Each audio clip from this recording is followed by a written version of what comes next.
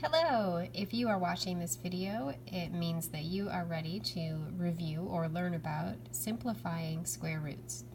I think that this is easiest to do, especially when you're new at this, if you have a list of some of the more common square roots to refer to. So I've gone ahead and done that up on the top of the page so we can look back up there if we need to. The first step in simplifying square roots is just to recognize that what you're dealing with is not a perfect square and that it can be simplified instead of just like solved. So what I mean is if you had something like the square root of 144, simplifying it would just mean like that the answer is 12. There's nothing really complicated about that. 40, however, is not a perfect square.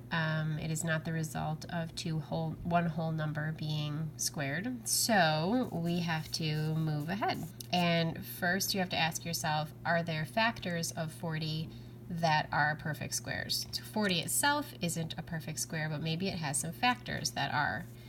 So there's two ways to do this. One way is to make a list of the factor pairs for 40 and look through them and find one that might be a perfect square. Oh, look at that. 4 is a perfect square.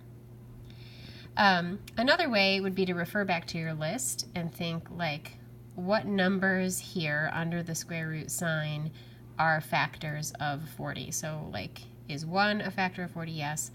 How about 4? Ooh, yeah, that's 1. How about 9? No. 16? No. 25? No. 36? No. No, I'm too big. So 4 has to be the one that I'm dealing with. Just another strategy to find the factor of 40 that is a perfect square. Then, once you have the factor that is a perfect square, if there is one, you go on to the next step. And in that step, you would rewrite the square root of 40 as the square root of those two factors. One, which is the perfect square, and the other, which is its partner. They make a factor pair. 4 times 10 is 40. So the square root of 4 times the square root of 10 equals the square root of 40. And then, oh yeah, that's a perfect square. Yay, that's what I was looking for. Then you simplify. So you have the square root of 4 times the square root of 10. You know that the square root of 4 is 2. It can be simplified to a nice whole number. So now you have 2 times the square root of 10. And I made a little note here to really impress your teacher, get rid of the multiplication symbol and rewrite it like this, which is just 2 times the square root of 10. You might hear people read this 2 root 10. It just means 2 times the square root of 10. So here are some for you to try on your own. I'm just going to reveal these 4 problems here.